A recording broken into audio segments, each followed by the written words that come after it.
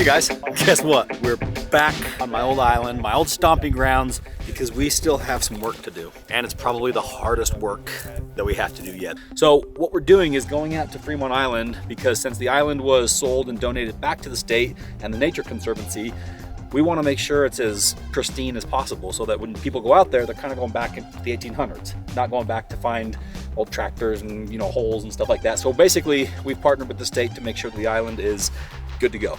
So when people go out and visit it, it's safe. The old excavator that you saw us get running, remember how we talked about maybe bringing it back? Well, it's coming back, hopefully. Today, we're jumping on the state airboat with Officer Curry. I don't even know what to call you, Officer Curry. Jason's fine. Jason, there we go. Look at that, on a first name basis. Jason's gonna take us out there. He's gonna show us some of the risks that we're up against, especially this time of year, because like he said, the lake changes weekly. So sometimes the lake bed's firm, sometimes it's not, sometimes the water's high, sometimes it's low. So basically what we're gonna do, go out there, get a lay of the land, figure out a game plan of how we're gonna move the tractor, how we're gonna, you know, fix some of these other hazards out there and make sure that we do it and we're all on the same page. This is what I love about working with the state of Utah. They're very open to being creative to, you know, solutions, and that's what we're gonna go figure out right now. So this is Murphy and Hans's and Alex's first time on an airboat. So, you ready? Ready to go? Yeah. Let's go.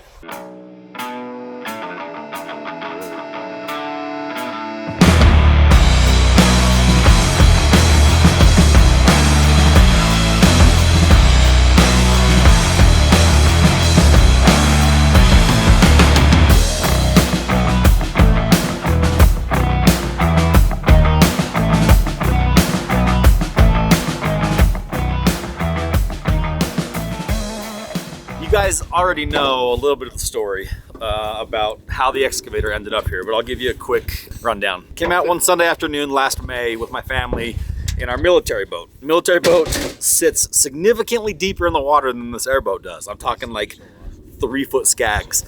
So we had to park the boat like 100 yards offshore, and then I went to go get the 5-ton army truck to go drive down to the water, pick up my family, get to the island. On my way down, 5-ton got stuck, which then started the chain reaction of every vehicle we had on the island getting stuck, including the excavator, which we're now finally going to get the rest of the way off the island. That's airboating on the Great Salt Lake. That was pretty cool, man. That's way cool. Awesome. I was telling Dave, it was 15 miles an hour average. Is that what it was doing? Yeah. Yeah, usually I do about 40. with myself, about 40. And why did we pick up so much speed here? So that's a good question. If it's shallower water, then we're not pushing so much. It basically reduces the amount of displacement that the boat is displacing in the water. That's why I moved to the front to hopefully try to plan it out. But I think on the way back, we will go over closer to the sandbar and see if we can just go faster, because we'll be in just a couple of inches of water. That's crazy how it made that big of a difference. Yeah. I mean, we were going 26 right there along the shore. Yeah. And we were going average, what, 15 on the way over? Yep. It's pretty cool. All right, well, let's go see the damage. This is the kind of the beaches of Normandy for me, right here. This is where D-Day happened in the worst way. That's where the tractor sunk. The one spot, well, not the one spot, but one of the wettest spots on the beach, because there's got to be some sort of underground spring there, because it's just mushy. This is the significant spot for me, because this is where all of the chaos went down. In fact, rather than try to explain it to you, I'm just gonna roll some footage and let you enjoy this PTSD-filled flashback. So, first thing you're gonna see as we trek up the beach here, these are crane mats, which we brought out to be able to build a stable platform around the excavator that sunk. We drug these things out one by one, put about 6 on a truck at a time, and then we pulled them off and we pull them out one by one. I think we ended up bringing like 20 or 30 of these things out here. It's just wood, but obviously they were designed to be able to support the weight of the crane. And the unique thing about this beach, all the way around this island, you're gonna find pieces of timbers that aren't from us. They're actually from the old railroad trestle, that when they salvaged it and tore it down, a bunch of timbers washed up against the beach. You saw some of that stuff that we used in my house, just wood that was laying on the beach. So I think the plan with the wood here is we are going to put it in a pile for now, and then possibly next winter or something, when it's an appropriate time, come through and possibly burn it. Basically what we don't want is open hazards on the beach. We don't want it to look like trash. We don't want it to be something where a hiker or a biker, somebody could come out here and get hurt on it. So the plan right there is to get it organized and deal with it when the timing is a little bit better. This is it. This is our task. This is the excavator. Like it's a 50,000 pound machine. and it is pretty well done for. The engine might start again. When it stopped last time, it was not happy. Might start though. If it does start, we know that the tracks function. However, none of the other hydraulics are functioning. So the arm, the swing, the boom, all that stuff, none of it is working. So we're now in a situation where we've got a tractor that's turned sideways, boom down in the ground, and it's really heavy. So we are going to devise a plan on how to get this thing up over the side of the island and then onto the sandbar and then transport it over to the causeway onto a heavy haul truck, which we will then, haul it away. So now is where we come up with, this is basically where we brainstorm. There's a lot of ideas, a lot of options, a lot of different scenarios. The biggest obstacle that we have is the really unpredictably soft sandbar. So you can't just bring a lowboy and a truck out here. So that is idea number one, which I'm sure a lot of people are saying, hey, just send the semi out there. Not gonna work. Everything that comes out here has to be super high flotation. Even our 5-ton military trucks run the risk of getting stuck out here, and they are designed for off-road travel like this. So this is literally one of the most complicated, most difficult recoveries that we're ever going to do ever. We got to figure out how to get this 50,000 pound excavator transported about 9 miles from here over to the main road, and we have to do it across a really, really smushy, soft sandbar where we have got many vehicles stuck over the years, and the excavator is not functioning. So it might start, might drive back and forth a little bit, but the boom, the hydraulics, the swivel, all that stuff is broken. So buckle up, boys and girls, because this will be one of the wildest, one of the craziest, and one of the most entertaining vlogs that we have ever done. And I honestly couldn't be happier about it, because we are here, my favorite place in the world, Great Salt Lake. I think step one is we're going to come out with Chris and a bunch of tools, and then get it running, figure out if we can get the hydraulics functioning. If we can get the hydraulics functioning, then I'm going to be tempted to walk it as far as we possibly can. If the hydraulics decide that they don't want to work, then what we're going to do is probably at least get the track spinning, get it running, get it positioned in a way that we can then turn the body straight and then start releasing the arms. I'm just running through all the different scenarios in my head of what it's going to take to get this thing off the island, and I'm sure it's going to be a combination of all of our plans. One single plan never works on the island. This place is, I don't want to say it's cursed, it's got its own agenda. And whatever your agenda is, the island says, no, not in my house. Hey, what was this? What was this? Was this your key? That was our key. Yep, that was our starter wire. All right, Jason, so we know obviously this is the elephant on the island. What other items are we looking out here to make sure this is, while we're out here, what else we want to do? Having this gone is going to be huge. Just as far as other equipment, that pickup truck up there is really the only other thing. Okay. I think everything else is probably manageable. So we got an old pickup truck that needs to go. Anything that's like trash or a hazard. Most of the stuff that we actually brought out to the island when we were out here for the last few years, we took back.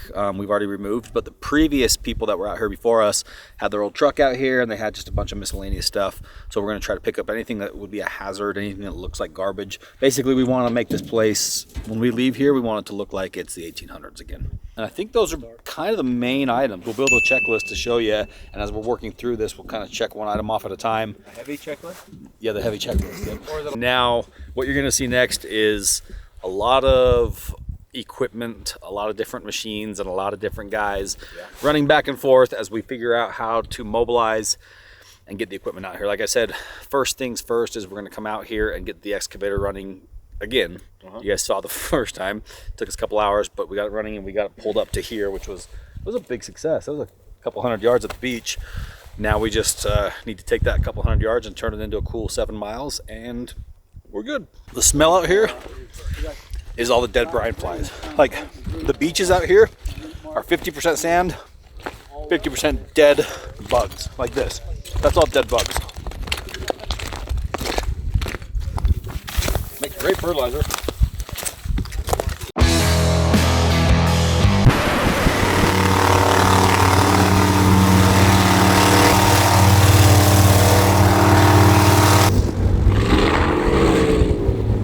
The next day. All right, guys, this is always the fun part right here. Morning of first day of the recovery. And usually the first day of the recovery is the day where we're like, yeah, we're gonna get this done. We're gonna get the tractor pulled out. We'll be back here by dinner. I almost said lunch. That was ambitious.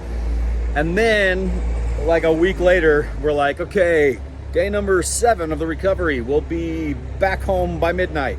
And then it's like a couple days after that. So hopefully it doesn't go quite like that. Hopefully it becomes a little bit more efficient. Obviously, we've not been out to the island in about 6 months because winter, and the conditions are sloppy. So right now we are staging all the trucks and equipment. It's crazy. Like, you guys are gonna be blown away by how much equipment and machinery and rigging and stuff we need to recover that one tractor. So we've got the recovery 5-ton with the wrecker and the winches on it. We've got my big tan 5-ton, just a flatbed cargo truck.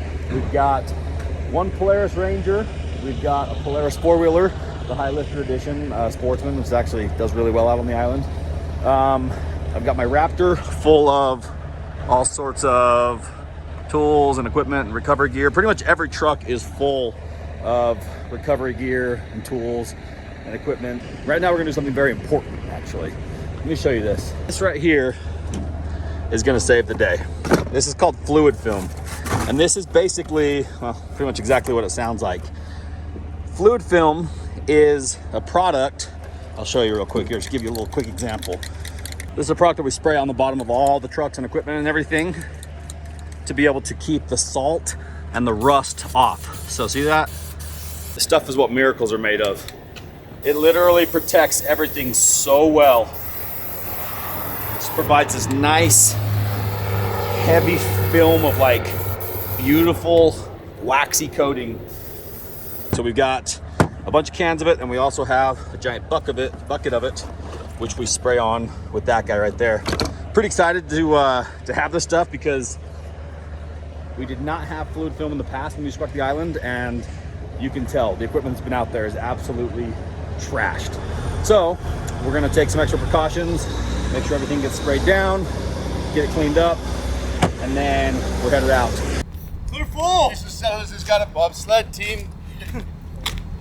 Lines, drive, it's bobsled time. Weight 8 pounds a gallon. 2/3. You do the math. So we're gonna figure out if we can refuel up at Harry's yard because he's got a big pump. It's way easier to use. And then from there, we've got Hunter driving the flatbed 5-ton. We've got Bud driving the wrecker 5-ton. We've got Jim driving his truck.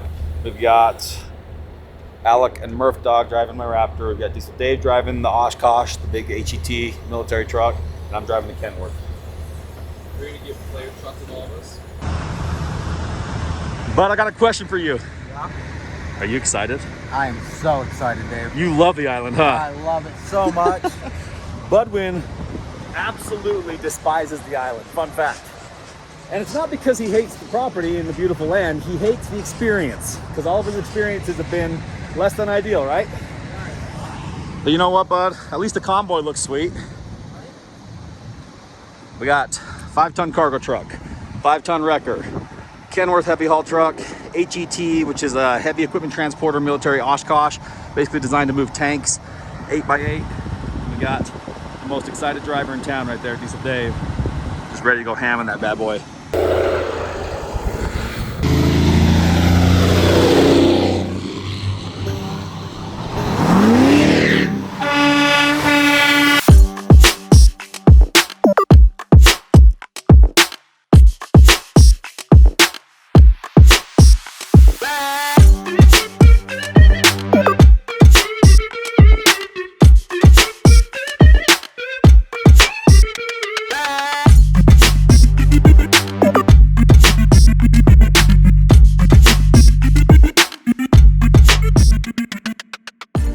We're here, we're looking at the lake bed. A little bit of water moved in last night, which is kind of normal for the lake. It changes literally hourly. Anytime you get a wind, what's the most common wind you get out here? Northwestern? No, probably a south wind. Pulling it from the south, or coming from the south? Coming out of the south, yeah. So when the wind comes, you got to keep in mind that the Great Salt Lake is very shallow in a lot of parts, so it's like a puddle in a parking lot. The wind will come along and just kind of move the puddle around, and unfortunately this is a giant puddle. And when you get too much water moved onto the sandbar, it's weird because some days when there's water on the sandbar, it actually firms it up a little bit. and then other days when there's water on the sandbar, you sink. It's like there's no way to predict the conditions until you get out there. So the game plan right now is obviously we have all the equipment here. We're going to start small and work our way up. We're going to start with the Ranger and the four-wheeler, see how it feels, and then if those don't, have any issues, then we're going to move up to the 5 tons, and then eventually the Oshkosh and the Trackco. So we're going to start unloading.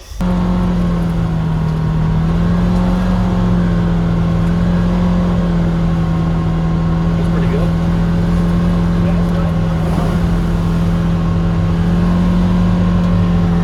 Feels good. This is less sinkage than what we're normally used to. Granted, this is the really light machine, but even when it's really bad, even the Ranger will have a tendency to sink a little bit. So all the problem areas that I'm used to feel pretty good so far.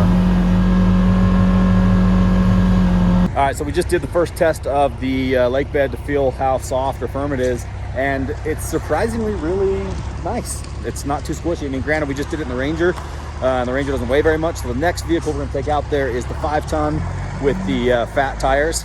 This truck has a little bit more flotation than some of the other rigs, and a little less weight. So assuming it does well, then we'll graduate to the Wrecker 5-ton, then the Oshkosh, then the Trackco. So Hunter actually does really well out here. He kind of knows the route perfectly. You know the route. Just head out, get out to the safe zone, basically. Where we turn around? Safe Where we turn around? Yeah, kind of a little past where we turn around, just where you're not sinking. You and low? All right, let's see what it does.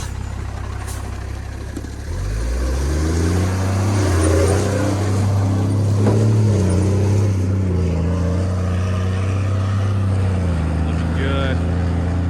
Ah, looks great. I'm not mad about that.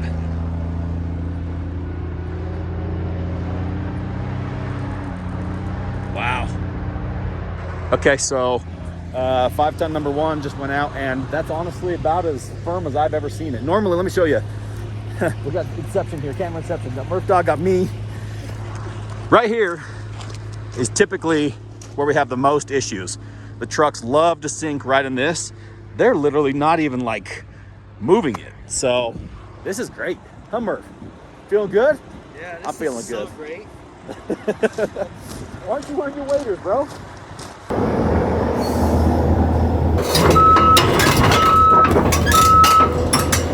So far so good. Got everything unloaded. Sandbar's feeling firm. I mean, not going to count our chickens yet because we still got to get the Oshkosh across there, which is the heaviest one. But so far so good.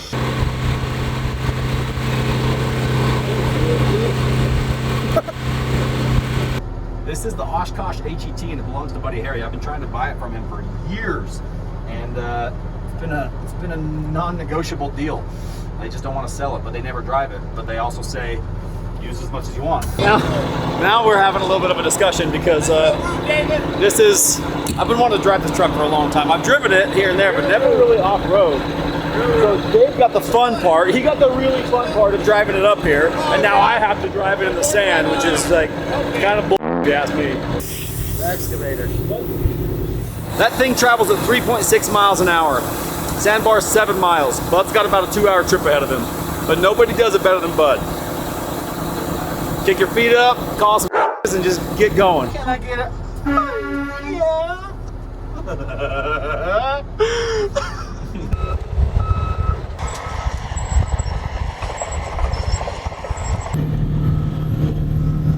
Good news. We are all on the sandbar. Every single one of us, and nobody's stuck yet. We got through usually what's the most treacherous part. We still have some kind of sketchy spots to go through over here by the island. But here comes Bud. Bud got the, he drew the short stick today, so he's driving. Okay. Well, somebody got the short end of the stick, and it might not have been Bud today. Took dry Bud. Just sitting there smoking a cig with his Mountain Dew? Are you kidding me? I'd pick up smoking if I could. All the trucks and equipment are on the sandbar. Everything's moving along just like it should right now. So you can see nothing's really sinking. Nothing's making too big of imprints. And now we go.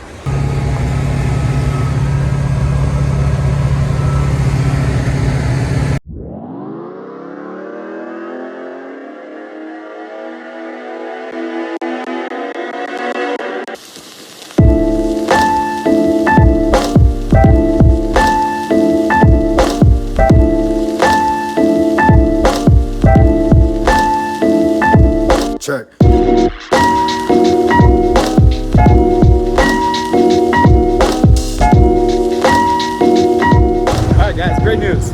We made it across the sandbar in the one that I was most concerned about, which was the HET. No big deal. The only thing that's still coming is the excavator, but not too worried about that, especially since these vehicles made it no problem. So now, first things first, we're gonna head over to the old excavator and Hunter's gonna get her running. Yeah, Hunter! Tune in later, see how that turns out.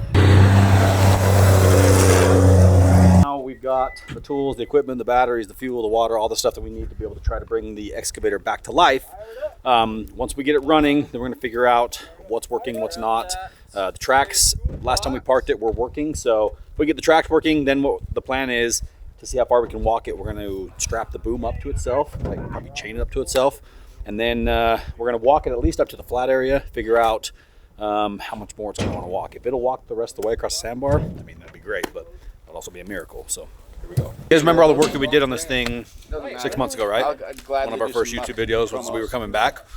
All sorts of mechanical work, got it up and running. We gotta go do all that again because we came out and took the batteries out of it and we thought it was gonna stay here. So cut some cords, cut some cables, cut some wires, and so now we gotta rewire it. So basically do what we did again. We need to extend the positive cable because it got cut short when the batteries were removed. Oh, Mr. Positivity. Sandwich time.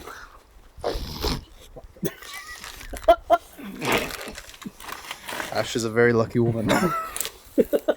Whoever packed lunch forgot the PV blaster. And so now, I mean, we got this, the fluid film, which is kind of gonna work, maybe. We forgot WD-40 and PB blaster, which are like the two most essential items that you can. That than water. Yeah, they're very essential items on the island. And Drinking water. we didn't bring them. I don't drink water. But we got lunch. We do have lunch, so that's good. I knew that we were probably gonna have to end up making multiple trips anyways, but I didn't think we were gonna have to make it this soon. See if we can pull the bucket off, because the bucket is definitely just extra. In fact, last time the bucket, it was kind of like the downfall of the machine because it was digging into the ground because the hydraulics aren't working. So we'll pull the bucket off, strap the boom up, and that's definitely gonna help us be able to maneuver the machine with just the tracks. And surprisingly, these bolts are coming right off, which is very suspicious. Bolts are coming out, which is good. Of the bucket, it's actually surprisingly workable. Well, the bolts are the easy part. Getting the giant pins out is the hard part. There. Pins properly wired up. You hear purring? Give me that purr. We got stuff rotating, so just need some starter fluid and Stuff rotating.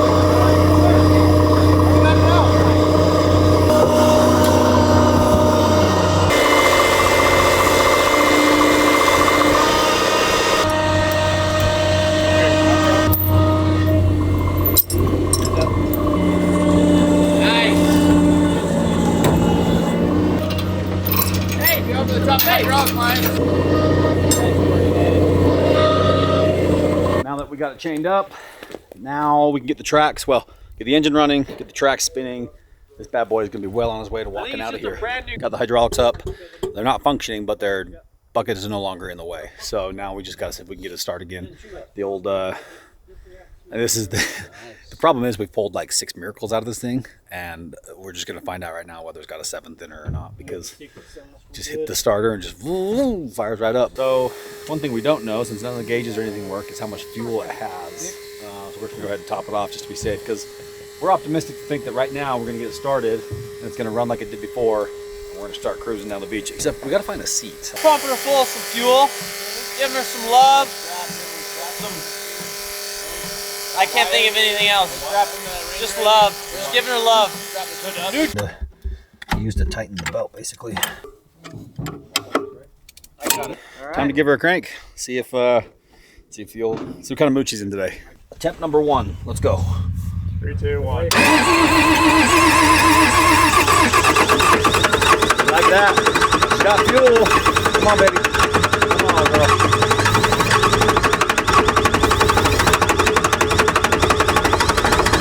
Oh yeah, oh yeah, oh yeah, oh ho ho, yeah, baby!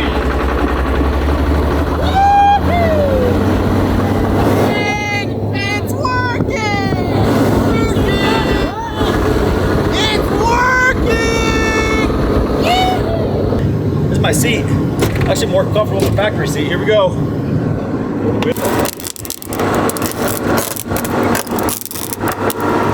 It's working! Yeah!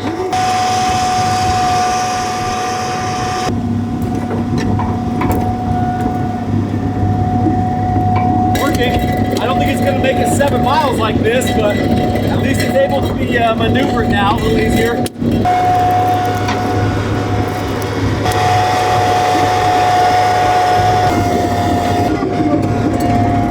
Yeah! She still got it.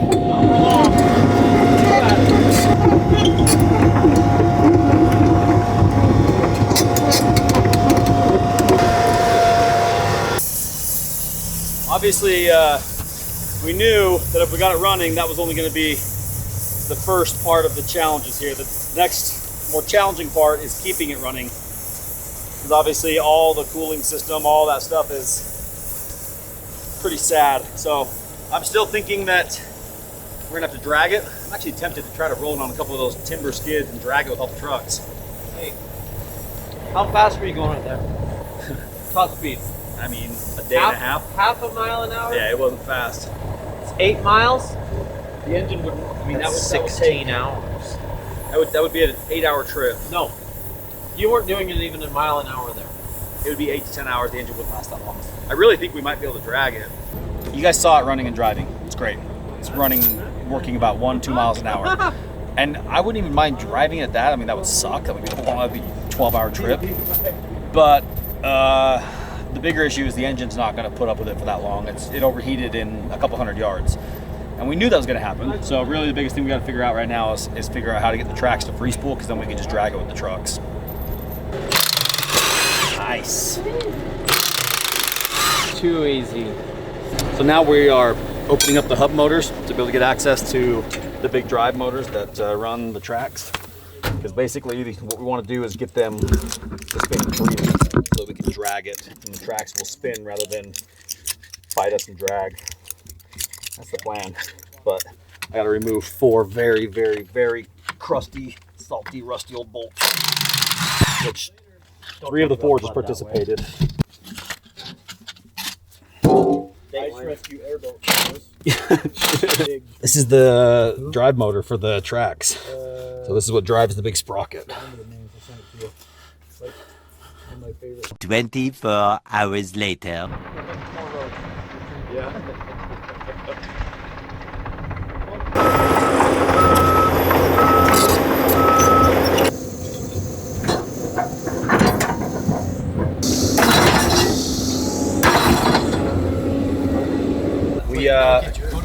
We gotta go get some parts and pieces.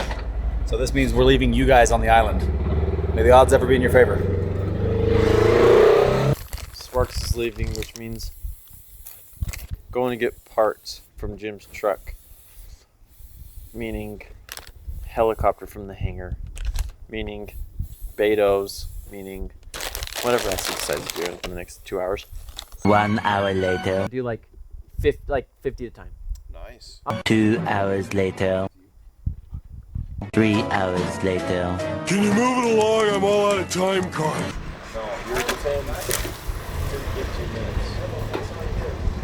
Hey, get back to work! Ice cream, got snacks, got the right tools. Back in business, I think.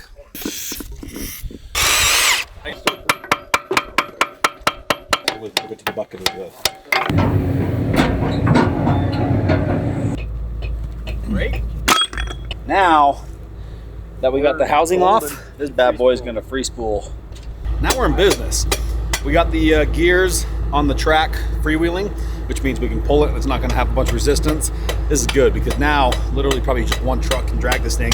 Tracks will spin, gears aren't gonna hold it up. We got the machine turned straight. We're in business, we're out of here. We're home by dinner. Tell me more, bad boy. I was just Keep that same energy when we're here at midnight. Okay. I was just saying the same thing he said. Holy gosh. We're making good progress. Yeah, it looks like it. I'm impressed. I can't believe that this thing got running. I can't believe that it made it up here this far. And it looks like it possibly could be on its way off the island today. It might even be today. Listen, Jason, you have no idea how big of an accomplishment this is for us. Because we may look capable, but we're not. Well, it's been eye-opening. I'm impressed, but honestly, it means a lot to the division, Yeah. to the conservation easement holder, Right.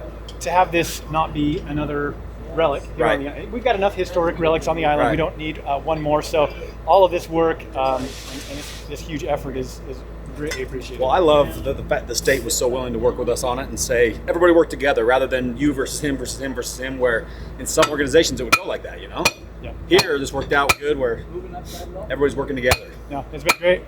Yeah, thank you, man. Appreciate it. Bada bing.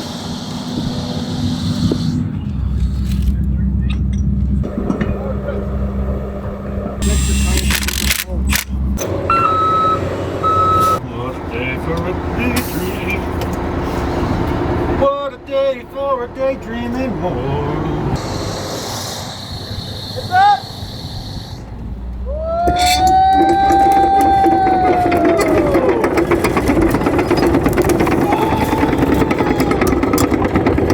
Okay, so we're in business. We're looking good. Tractor's pulling really nicely. Tracks are freewheeling exactly how we hoped they would. We got it straightened out, got the boom up. She's ready to be pulled back. Oshkosh is ready to do its job. Now we're just gonna clean up anything we left behind and hook up to the little Nissan truck that's gotta come back with us, fill in the hole on the way out of town, grab the pool. We're out of here. This is wild. I thought it'd be a weekend. Stop it. Yes, it is. Surprisingly little went wrong. Yeah, that's, well, I can't believe it. It was really smooth and a lot of ingenuity and good brain work going on. so far so good. Yeah. Feel good about it. We're making progress. This is a flashback to when Bud repoed That girl's car? That girl's car at the Yeah, restaurant. Tractor is hooked up, ready to tow. The little pickup truck hooked up, ready to be towed. We got to put a little air in the tires. On the way out, we're gonna fill in the hole, pick up the pool. We're out of here. That's a beautiful day right there. I'm not gonna count my chickens yet though. Still gonna be cautious.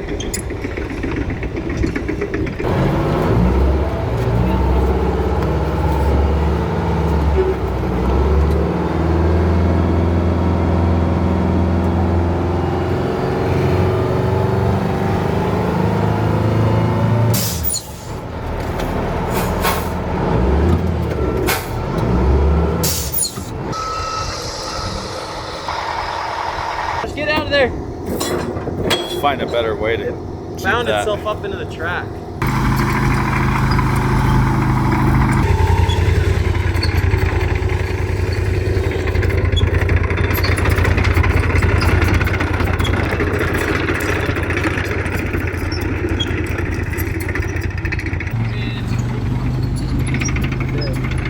Scary part's when we come down this hill and there's no brakes on that at all, so it's just gonna try to chase down this truck. Also, I just see it going straight through this fence.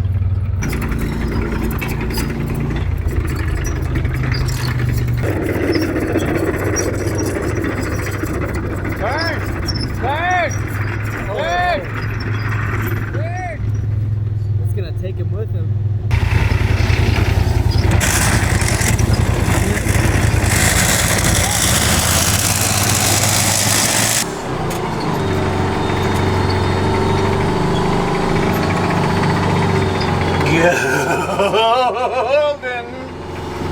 You like that? I did.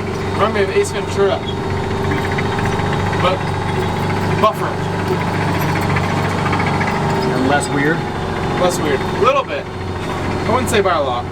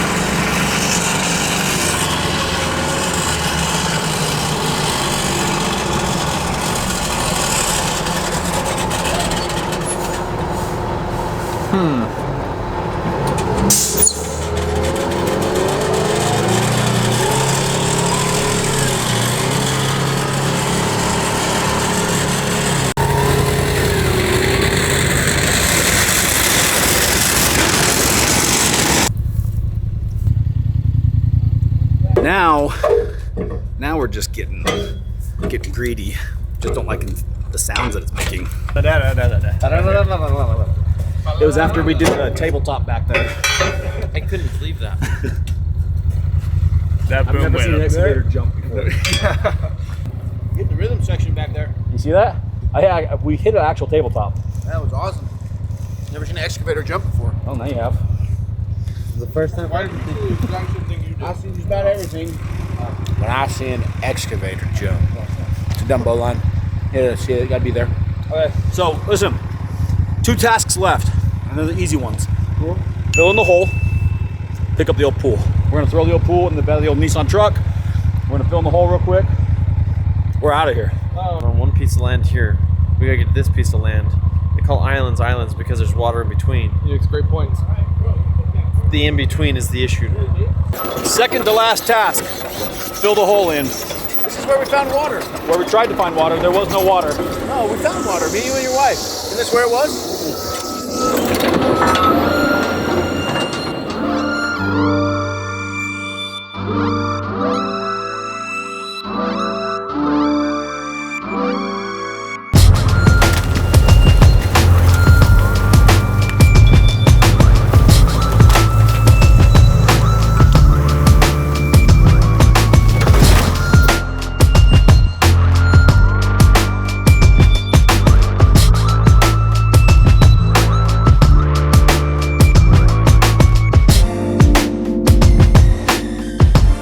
Accomplished all of our tasks so far.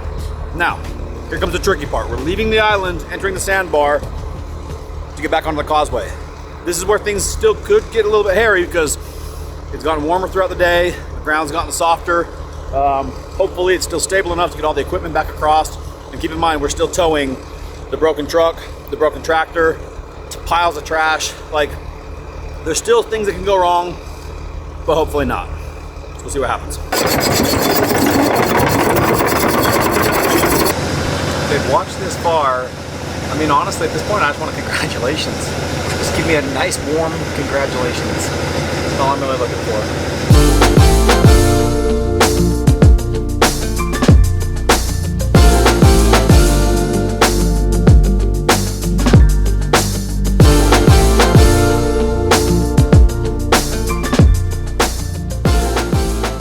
That is what you call a miracle. It never goes that smoothly, not in a million years. I mean, listen, we're not done yet. I hate to say, all right, we did it, because we still got plenty to go. But things are going well. Let's just put it that way. Things are going very better, suspiciously well.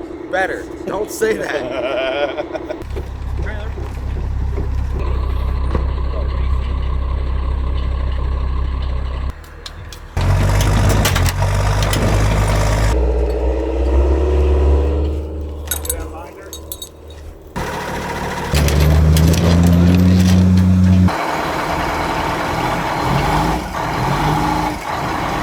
Guys, we did it. Wow. Literally all I can say is wow. That's hands down the smoothest recovery we've ever had of anything anywhere. And honestly, we went into this thinking that it was going to be the most difficult, the most complicated recovery. The stars aligned big time. It may have even looked easy to the viewers. You guys watch this, like, I could have done that. I promise you, we should have 6 trucks buried to their tits in mud right now, but we don't. We're all loaded up. We're getting the junk excavator on the trailer. We're gonna haul it back to the yard tonight. Gotta make another trip back to grab my other Cat 320, and then the 5 tons are all headed out tonight, and that's it.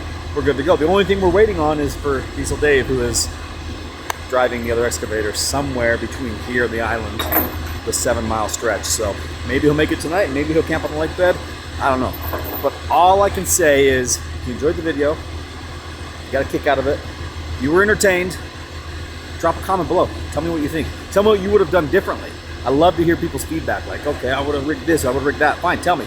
Drop in the comments below. Like the video. And most importantly, guys, if you want a chance to win one of my toys, vehicles, literally my razors, my slingshots, we're giving away a new vehicle every 250,000 subscribers that we get. So we just gave away the 250,000 and the 500,000 subscriber. We're well on our way to 750. So if you want a chance to win, hit that subscribe button, like the video, drop a comment, enjoy the show.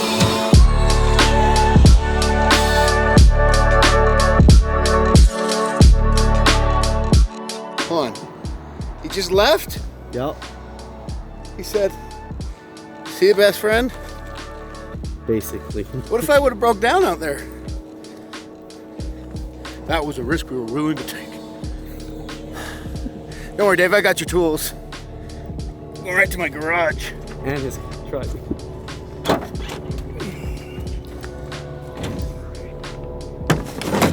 They're so light. Those new super lightweight tools. Let's go home.